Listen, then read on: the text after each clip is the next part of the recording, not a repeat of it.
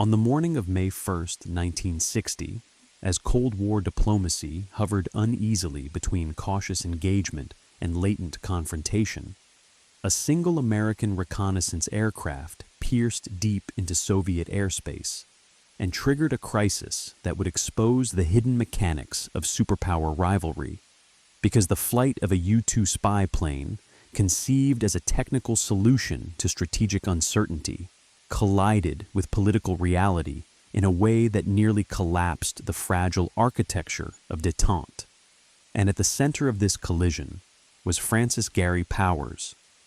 a former fighter pilot turned intelligence contractor who had been trained to fly higher than any interceptor and to trust altitude as his primary defense. And for years that trust had been rewarded because the U-2 program had operated under the assumption that extreme altitude rendered interception impossible, allowing the United States to peer into the Soviet Union's most guarded territories without detection, mapping missile sites, air bases, and industrial facilities in an era when satellite reconnaissance did not yet exist. And this capability had become central to American strategic planning because it promised to reduce the risk of surprise attack and compensate for the opacity of a closed society whose intentions could not be inferred reliably through diplomacy alone. And this logic was embraced at the highest levels of government, including by Dwight D. Eisenhower, who viewed reconnaissance not as provocation, but as insurance against miscalculation, a necessary evil in a nuclear age defined by mutual suspicion, and yet the very success of the program bred complacency, because repeated unchallenged overflights reinforced the belief that the Soviet Union lacked the technological means to respond, a belief that underestimated the pace of Soviet air defense development and the political consequences of exposure. And when Powers' aircraft crossed the Soviet border on a mission that would carry him from Pakistan to Norway, traversing the heart of the USSR, it did so at a moment when diplomatic stakes were unusually high because a major East-West summit was imminent, intended to stabilize relations and address issues ranging from Berlin to arms control. And for Soviet leader Nikita Khrushchev, the summit represented both an opportunity and a test,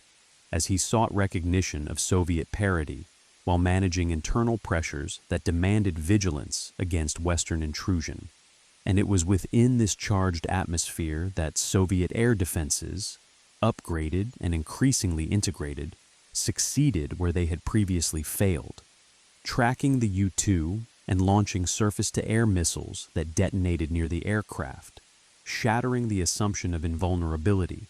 and forcing Powers to eject and descend by parachute into Soviet custody, alive and conscious, carrying with him evidence that would make denial impossible. And the immediate American response to the incident revealed the reflexes of Cold War secrecy, because officials initially assumed that the aircraft had been destroyed and the pilot killed, prompting a cover story that described the flight as a civilian weather research mission that had strayed off course, a narrative intended to preserve plausible deniability and prevent diplomatic fallout. And this decision reflected the institutional habit of containment through obfuscation, a belief that managing perception could contain crisis. Yet this belief collapsed when Khrushchev, having waited deliberately, revealed that the pilot was alive and had confessed, producing photographs, wreckage, and testimony that transformed the incident from an embarrassment into a diplomatic disaster, because the exposure did not merely reveal a single violation of airspace, but confirmed long-standing Soviet accusations of systematic espionage, undermining American claims of restraint and good faith at the very moment when trust was required to sustain negotiations. And the timing was devastating, because Eisenhower now faced a dilemma with no clean exit. Either acknowledge the espionage and accept responsibility, or continue denial in the face of incontrovertible evidence. a choice that would define the tone of superpower relations for years. And when Eisenhower chose to accept responsibility while refusing to apologize, framing reconnaissance as a defensive necessity in a dangerous world, he articulated a logic that resonated domestically but inflamed Soviet anger, because it asserted the right to violate sovereignty in the name of security, a principle that cut to the heart of Cold War mistrust. And Khrushchev seized on this admission not only to score diplomatic points, but to reassert control over the narrative, canceling the summit and publicly denouncing American hypocrisy, a move that played well at home and reinforced his image as a leader unwilling to tolerate humiliation. And the collapse of the summit marked a turning point, because it demonstrated how fragile détente remained when confronted by the realities of clandestine competition. And beyond the immediate diplomatic rupture, the incident had broader strategic implications because it exposed the limits of technological advantage and the dangers of overconfidence, forcing American planners to confront the vulnerability of manned overflight programs and accelerating the search for alternatives that could gather intelligence without risking pilots or public exposure. And within the Soviet Union, the successful shootdown became a symbol of technological progress and vigilance, reinforcing confidence in air defenses and validating investments that had been driven by fear of Western superiority. And for Powers himself, the incident initiated a personal ordeal that became a public spectacle as he was interrogated, tried, and sentenced, transformed from a nameless operative into a pawn in a global contest, his fate leveraged for propaganda and negotiation. And this personalization of espionage mattered because it stripped away the abstraction that often insulated policymakers from the human consequences of covert operations, reminding both sides that intelligence work carried costs that could not always be concealed. And as months passed, the U-2 incident continued to reverberate, shaping attitudes toward verification, trust, and the management of secrecy, because it underscored a paradox at the core of Cold War stability, that reducing uncertainty required actions that themselves generated instability when exposed. And this paradox became increasingly salient as nuclear arsenals expanded, because the demand for accurate intelligence intensified even as the risks of miscalculation grew. And the U-2 affair thus revealed how the Cold War was sustained not only by ideological rivalry, but by a continuous, uneasy negotiation between knowledge and deniability, where each advance in surveillance altered the balance of fear and confidence. And in this sense, the downing of a single aircraft did more than derail a summit. It illuminated the hidden air war that had been waged silently above borders, a war whose existence was widely suspected but rarely acknowledged, and whose exposure forced both superpowers to recalibrate how far they were willing to go in the pursuit of security without tipping the system into open confrontation. And as the crisis settled into a new equilibrium, it left behind a legacy of caution and innovation, accelerating the transition toward unmanned reconnaissance and space-based surveillance, while hardening attitudes about sovereignty and intrusion, ensuring that the lessons of May 1960 would shape Cold War behavior long after the wreckage had been collected and the headlines faded. Because the U-2 incident demonstrated with brutal clarity that in a world divided by ideology and armed with nuclear weapons, even a single flight could carry consequences disproportionate to its scale, exposing how thin the margin was between routine, clandestine practice, and diplomatic rupture, and how easily the hidden mechanisms of the Cold War could surface, forcing leaders to confront the reality that secrecy, once broken, could redefine the boundaries of what was possible between adversaries. In the immediate aftermath of the shootdown, the U-2 incident entered a second, more volatile phase in which damage control gave way to strategic recalculation. because once the initial shock passed, it became clear that the crisis had stripped away a layer of ambiguity that both sides had relied upon to manage rivalry, forcing leaders to confront openly what had long been practiced quietly. And this confrontation unfolded across multiple arenas at once, from diplomatic exchanges and public rhetoric to internal debates about intelligence, risk, and credibility. And for the United States, the exposure of the U-2 program created a profound dilemma, because reconnaissance flights had been justified internally as essential to preventing surprise attack and avoiding worst-case planning, yet their public revelation now threatened to undermine precisely the trust and stability they were meant to protect. And within Washington, the incident intensified debates about the balance between secrecy and accountability, as officials weighed the strategic value of intelligence collection against the political cost of being caught, a calculation made more acute by the fact that Eisenhower had personally approved the flights, tying presidential authority directly to the crisis. And this linkage mattered because it constrained diplomatic flexibility, making apology politically costly at home, while refusal to apologize hardened Soviet resistance, locking both sides into positions shaped as much by domestic perception as by international strategy. And in Moscow, the incident was exploited with calculated precision, as Khrushchev used the shoot-down to reinforce narratives of Western aggression and Soviet vigilance, presenting the successful interception as proof that the USSR could defend its sovereignty and deter intrusion. A message aimed not only at external audiences, but at internal critics who questioned the pace and direction of Soviet military investment. And this domestic dimension was critical because the Cold War was fought as much within political systems as between them, and leaders on both sides were acutely aware that appearing weak or indecisive carried internal as well as external risks. And as the crisis unfolded, Khrushchev escalated rhetorically, demanding an apology and assurances that overflights would cease, conditions he knew were unlikely to be fully met, effectively transforming the incident into a test of American willingness to acknowledge limits. And when those demands were rejected, the collapse of the summit became inevitable, marking not merely a missed opportunity,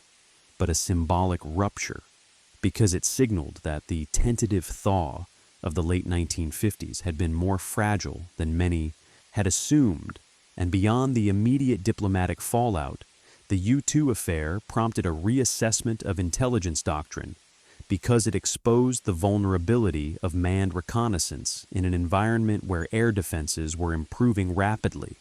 And this reassessment accelerated investment in alternative methods, including high-altitude drones and, more decisively, space-based surveillance, which promised persistent coverage without the political liability of captured pilots. And this technological shift had far-reaching consequences because it altered the structure of Cold War knowledge, moving intelligence collection from episodic, risky missions to continuous observation,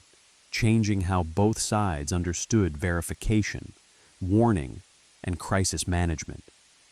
And yet this shift did not eliminate the underlying paradox revealed by the U-2 incident,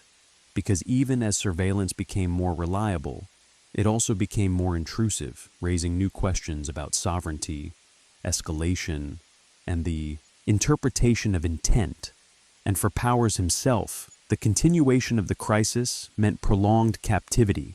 and a public trial that served Soviet propaganda aims, dramatizing the human cost of espionage and reinforcing the narrative of Western deceit. While in the United States, his fate sparked debate about responsibility, sacrifice, and the obligations owed to those who operated in the shadows of national security. Debates that underscored how covert operations, once exposed, could generate moral and political consequences that extended far beyond their original purpose. And as months passed and tensions gradually stabilized, the U-2 incident settled into Cold War memory as a cautionary tale,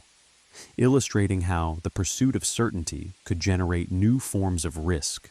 and how technological advantage, when coupled with political overconfidence, could destabilize rather than secure fragile relationships. And this lesson resonated deeply in subsequent years,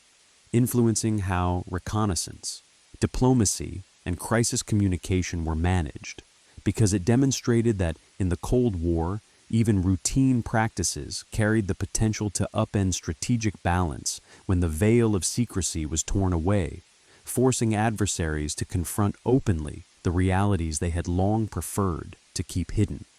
As the shockwaves of the incident spread through the international system, the U-2 affair began to reshape how both superpowers understood the relationship between intelligence,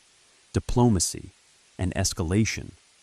because it revealed that the Cold War's stability rested not on trust, but on carefully managed ignorance, a shared willingness to tolerate actions that were officially denied so long as they remained invisible, and once that invisibility was stripped away, the mechanisms that sustained coexistence became far more brittle, forcing leaders to operate under heightened scrutiny and reduced flexibility. And this brittleness was evident in how quickly the incident hardened attitudes on both sides, as political space for compromise narrowed and symbolic gestures took on exaggerated importance, turning a technical intelligence failure into a crisis of credibility. And for Eisenhower, the timing could not have been worse, because the summit that collapsed in the wake of the shootdown had been intended as a capstone to his presidency, an opportunity to stabilize relations and reduce the risk of nuclear confrontation before leaving office. And its failure reinforced a sense of unfinished business that would haunt subsequent administrations. While for Khrushchev, the incident provided leverage, but also constraint, because although he gained rhetorical advantage, he also inherited a more suspicious and less flexible adversary, reducing the scope for negotiation in an already volatile environment. And this mutual hardening mattered because it shaped the context in which future crises would unfold, including those over Berlin and Cuba, where intelligence, secrecy, and misperception would again play central roles. And in this sense, the U-2 incident functioned as a rehearsal for later confrontations, exposing vulnerabilities in crisis management that would recur with far higher stakes. And beyond leadership circles, the affair influenced military and intelligence institutions, prompting reforms in how covert operations were authorized, compartmentalized, and justified, as officials sought to reduce the political risk of exposure while preserving the flow of information deemed essential to deterrence, a balance that proved difficult to achieve because intelligence, by its nature, operated at the margins of legality and deniability, and the U-2 episode demonstrated how quickly those margins could collapse under technological or human failure. And this awareness fed into a broader shift toward automation and distance, as satellites replaced pilots and data replaced testimony,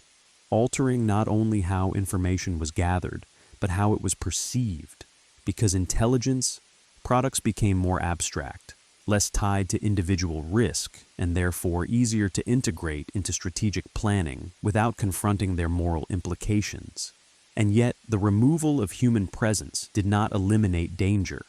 because misinterpretation of data could still drive escalation, a risk that would become increasingly apparent as surveillance capabilities expanded. And in the Soviet Union, the incident reinforced investment in air defense and missile technology, validating a security posture that prioritized territorial inviolability and technological parity, while also justifying continued suspicion of Western intentions, embedding the lesson that vigilance must be constant even during periods of apparent détente. And for the broader Cold War system, the U-2 incident marked a subtle but important transition, as it accelerated the move from a world of uncertain knowledge to one of constant observation, changing the texture of rivalry from episodic crises to continuous monitoring, and this transition carried its own risks because it reduced the buffer of uncertainty that sometimes restrained worst-case thinking, making each side more confident in its assessments, while simultaneously more reactive to perceived changes.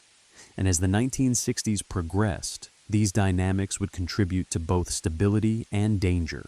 stabilizing deterrence by reducing surprise while increasing the intensity of competition over interpretation and intent.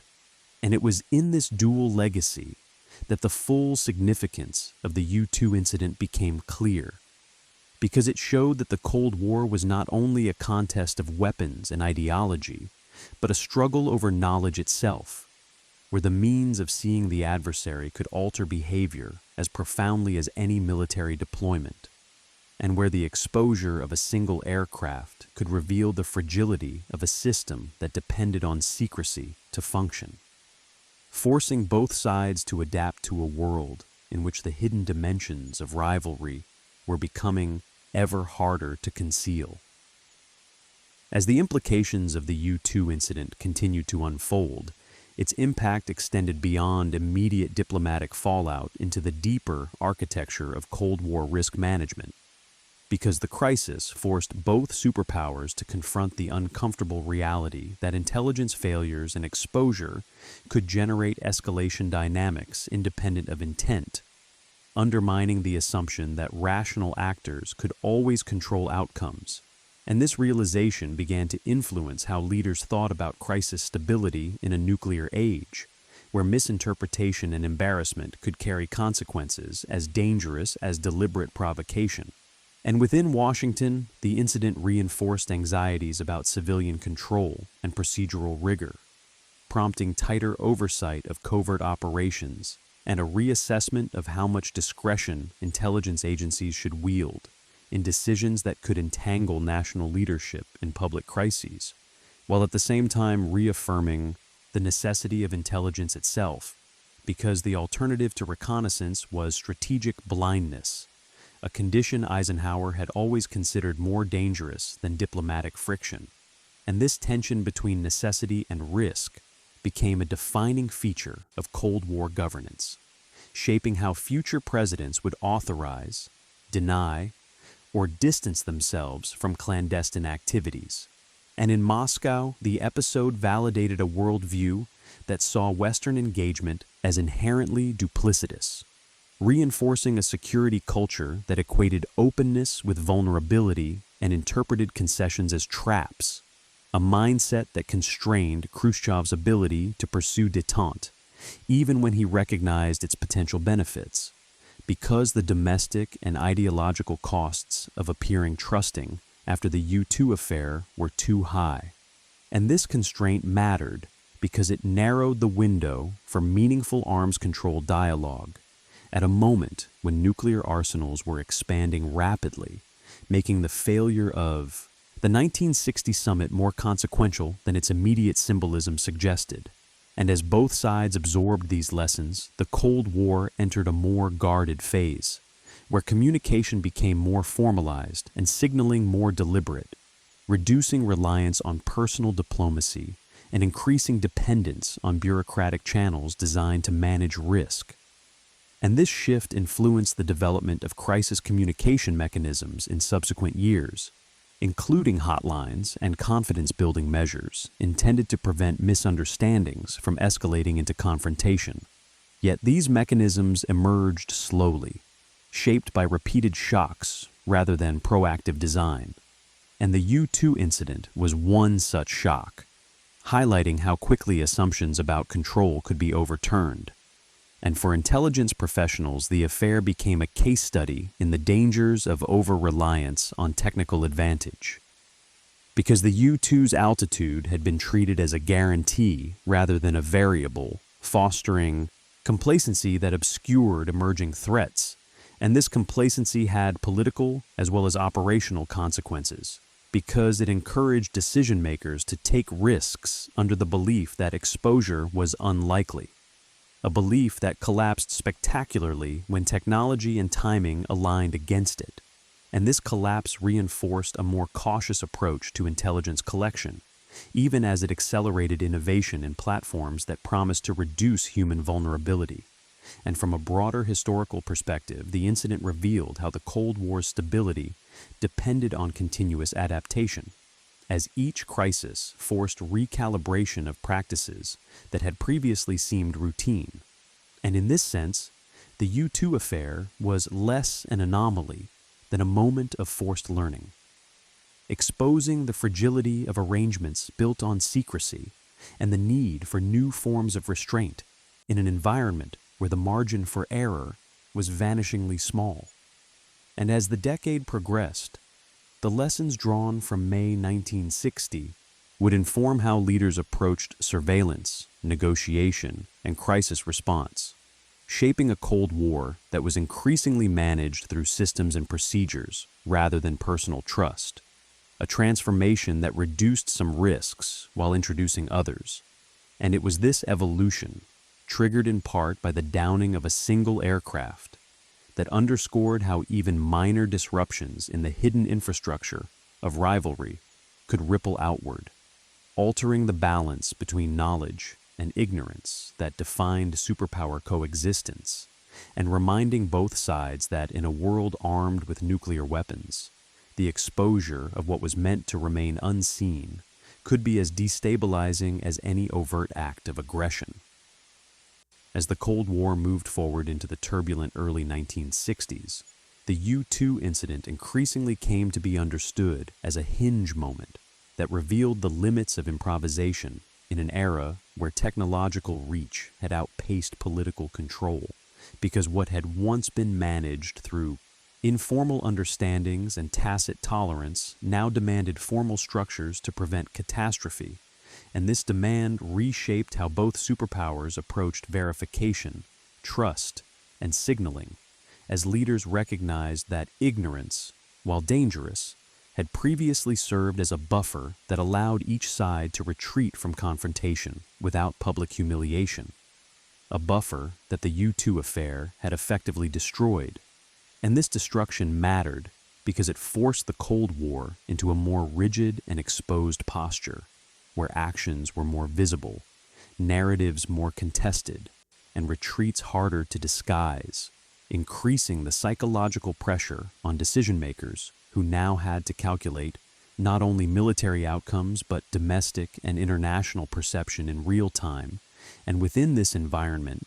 the transition towards satellite reconnaissance took on political as well as strategic urgency,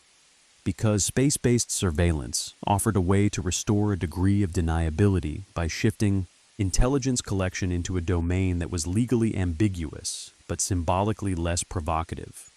reframing intrusion as observation rather than violation. And this reframing would prove critical in stabilizing later arms control efforts, because it allowed verification to occur without the spectacle of captured pilots or shattered aircraft.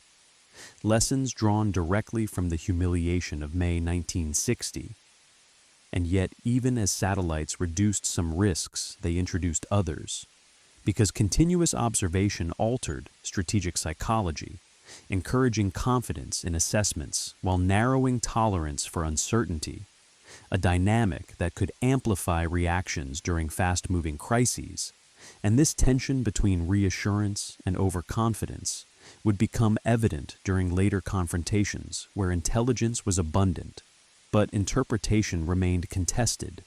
And for Khrushchev, the U-2 affair remained a cautionary reminder of how exposure could be turned into advantage, reinforcing his belief that confrontation required careful staging and narrative control,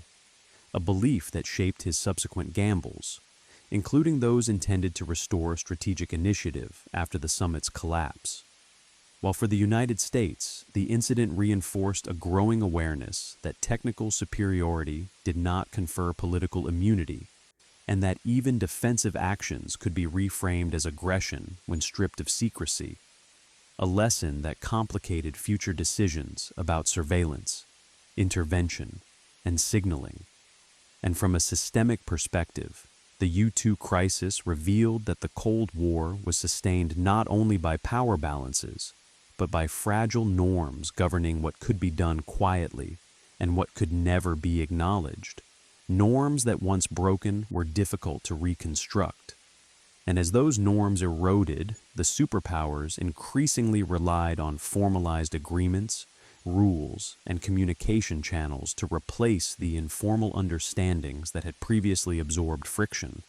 a shift that made the Cold War simultaneously more stable and more brittle. Because while procedures reduced accidental escalation, they also reduced flexibility, locking actors into scripts that could fail under novel conditions. And it was within this evolving environment that the true legacy of the U-2 incident took shape, not merely as a diplomatic embarrassment or intelligence failure, but as a structural turning point that accelerated the transformation of Cold War management from a system of tacit toleration to one of explicit regulation, driven by the recognition that secrecy could no longer be relied upon to shield risk, and that in a world of expanding surveillance and shrinking margins, stability would depend increasingly on how well adversaries could coexist under constant observation, a reality first exposed when a single aircraft fell from the sky and forced the hidden air war into the open. As time passed and the U-2 incident receded from headlines, its influence persisted quietly within the institutional memory of the Cold War, shaping how future crises were interpreted and managed even when the episode itself was no longer explicitly referenced, because it had revealed a fundamental vulnerability in the superpower relationship: the dependence on secrecy to maintain stability. And once that dependence was exposed, it could never be fully restored, forcing both sides to adapt to a world in which surveillance, verification, and exposure became permanent features rather than exceptional risks. And this adaptation altered the psychology of rivalry because leaders now operated with the awareness that actions once considered routine could be revealed suddenly and publicly, transforming technical maneuvers into political confrontations. And this awareness heightened caution while also increasing sensitivity to perceived slights, making symbolism and narrative control central to crisis behavior. And within the United States, the legacy of the incident reinforced a preference for distancing political leadership from operational detail, encouraging greater compartmentalization within the intelligence community, and a tendency for presidents to demand plausible deniability even as they authorized expansive surveillance programs, a pattern that reflected the enduring lesson that exposure, not espionage itself, was the greatest threat to stability. While in the Soviet Union, the shoot-down reinforced a security culture that equated vigilance with survival, justifying continued investment in air defenses and internal controls, while deepening skepticism toward Western assurances. And these parallel responses hardened the Cold War's underlying mistrust, even as they reduced some forms of risk through proceduralization and technological substitution. And from a broader historical perspective, the U-2 incident illustrates how the Cold War evolved through moments of forced learning, when unexpected events exposed hidden assumptions and compelled adaptation, because neither side had intended the shoot-down to derail diplomacy, yet its consequences demonstrated how tightly coupled intelligence practices and political outcomes had become in a nuclear age. And this coupling meant that future confrontations would unfold within a narrower margin for error, where misjudgment could escalate rapidly and retreat could be interpreted as weakness. And it was in this constrained environment that later crises would be managed, often with reference, implicit or explicit, to the lessons of May 1960. And although the incident did not end reconnaissance or rivalry, it reshaped their conduct, accelerating the move towards systems designed to minimize human vulnerability and public embarrassment while accepting the inevitability of constant observation. And in doing so, it marked a transition in the Cold War, from an era of experimental risk-taking to one of guarded regulation, where the struggle for advantage continued but under tighter constraints imposed by the recognition that exposure could be as destabilizing as aggression. And this recognition remains one of the incident's most enduring contributions, because it demonstrates how even a single failure within the hidden infrastructure of power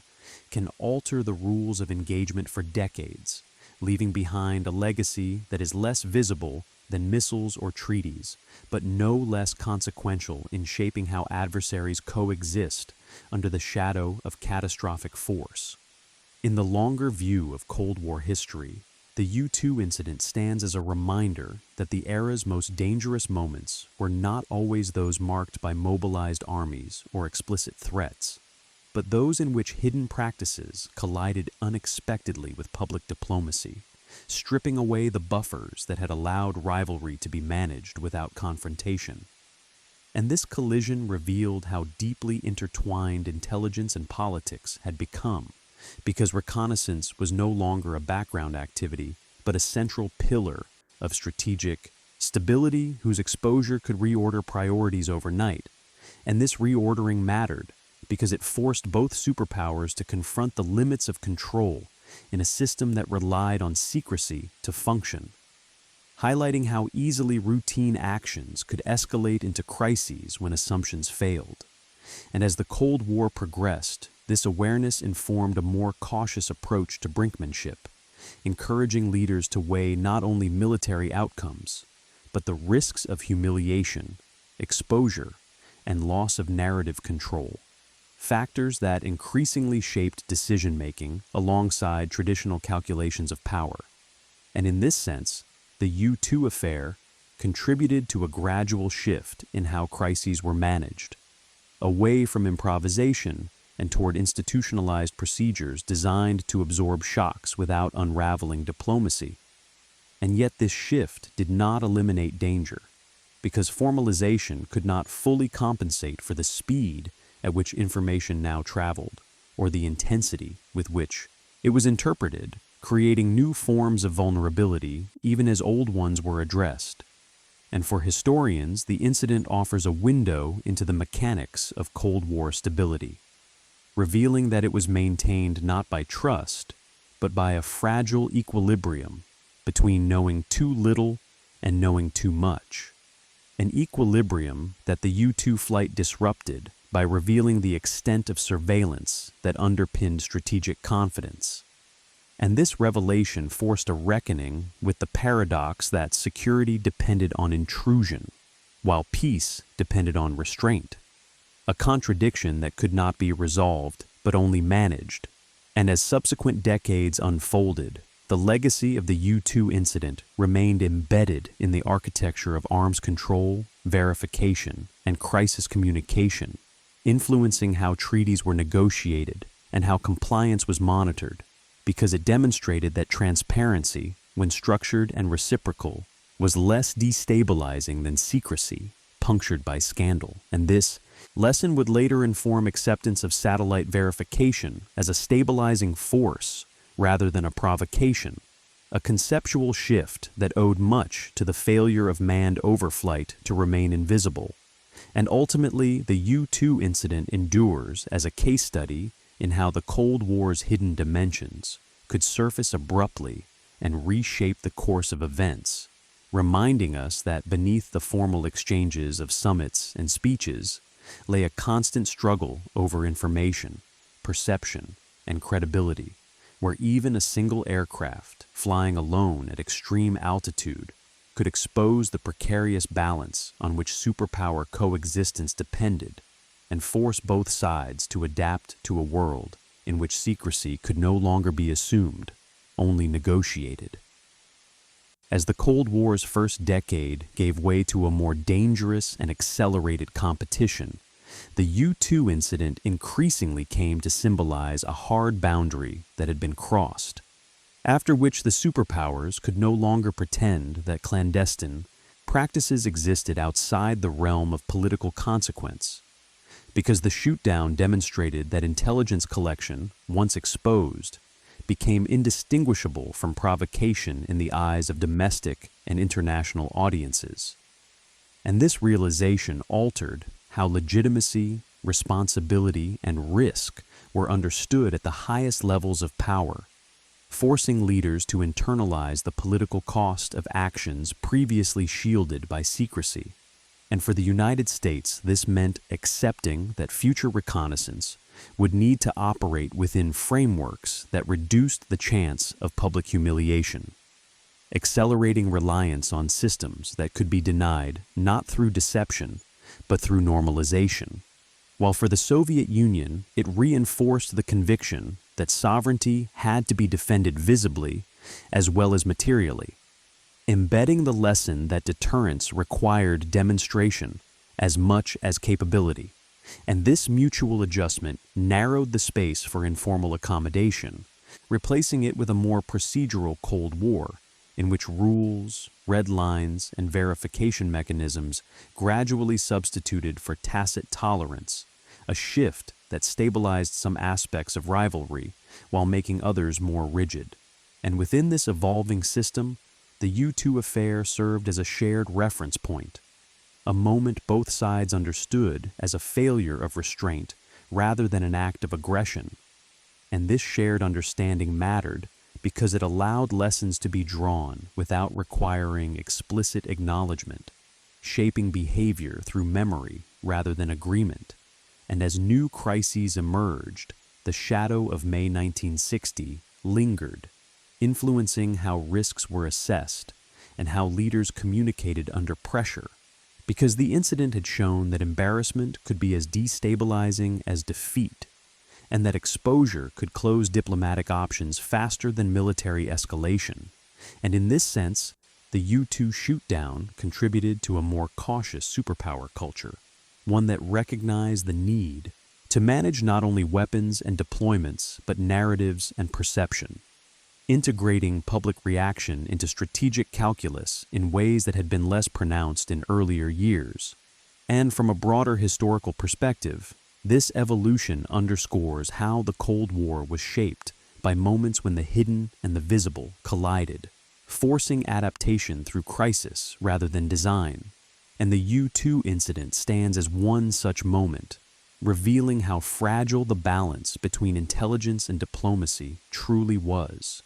and how easily a single miscalculation could reverberate across systems built to avoid catastrophe, leaving behind a legacy that extended far beyond the fate of one aircraft or one summit, shaping the conduct of superpower rivalry for decades to come.